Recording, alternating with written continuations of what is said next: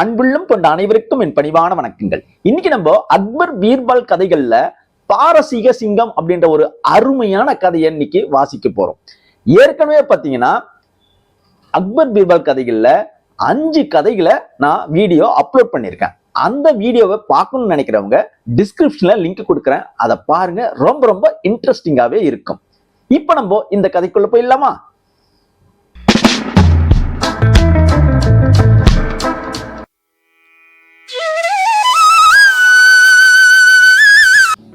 அக்பரும் பாரசீகத்தை ஆண்ட அரசரும் மிகுந்த நட்போடு இருந்தாங்க. ஒரு நாள் அக்பர் அரசவையில் இருக்கும்போது பாரசீகத்திலிருந்து உங்களுக்கு பரிசு கொண்டு வந்திருக்கிறதா சொல்லிட்டு பாரசீக அமைச்சர் வந்திருக்காருன்னு காவலாளி சொன்னான். உடனே அவரை வர சொல்லி அனுப்பிச்சாரு அரசரு. கொஞ்ச நேரத்துல ஒரு கூண்டுக்குள்ள ஒரு சிங்கத்தோட அரசவைக்கு வந்தாரு அந்த பாரசீக மந்திரி. வணக்கம் அரசரே, உங்களுக்கு இந்த தங்க சிங்கத்தை எங்க அரசர் கொடுக்க சொன்னாருன்னு சொன்னாரு.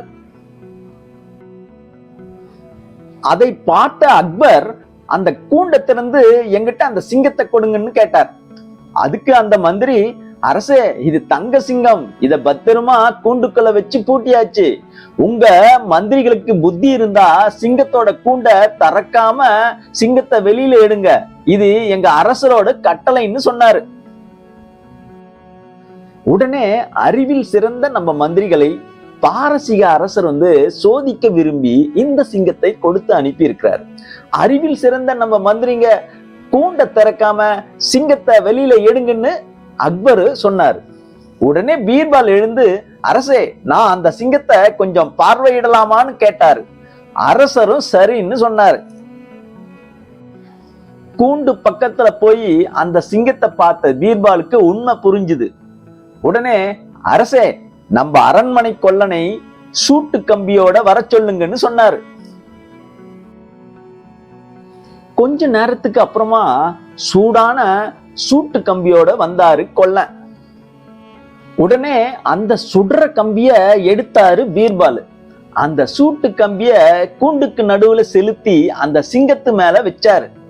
உடனே அந்த சிங்கம் உருக ஆரம்பிச்சுது. இத பார்த்தா எல்லோருக்கும் ஒரே ஆச்சரியமா போச்சு. உடனே பீர்பால் சொன்னாரு, அரசே, இது தங்க சிங்கம்லாம் ஒண்ணும் இல்ல, இது வெறும் மெழுகு சிங்கம். கூண்டை திறக்காம அதையும் வெளியில எடுத்தாச்சுன்னு சொன்னாரு பீர்பால். பீர்பாலோட சமயோஜித அறிவை கண்ட அந்த பாரசீக மந்திரி, அரசே, உங்க மந்திரி பீர்பால் கிட்ட நாங்க தோத்து போயிட்டோம்னு சொன்னாரு. அதுக்கு அக்பர் சொன்னாரு, உங்க அரசருக்கு இந்த வெறும் மெழுகு சிங்கம் கொண்டு போய் நாங்க கொடுத்த பரிசா கொடுங்கன்னு சொன்னாரு. அடுத்தவங்களை மட்டம் தட்டணுன்னு பாரசீக அரசர் செஞ்ச இந்த காரியம் அவருக்கு அவமானத்தை ஏற்படுத்தி கொடுத்துச்சு. அவ்வளவுதாங்க இந்த வீடியோ பதிவு. இந்த வீடியோ பதிவு உங்களுக்கு பிடிச்சிருந்ததுன்னா லைக் பண்ணுங்க, சப்ஸ்கிரைப் பண்ணுங்க, உங்க ஃப்ரெண்ட்ஸ் ஃபேமிலிக்கு எல்லாம் ஷேர் பண்ணுங்க, கூடவே பெல் நோட்டிபிகேஷனும் தட்டி விடுங்க. அப்பதான் அடுத்த போற வீடியோ உங்களுக்கு சேரும். நன்றி, வணக்கம்.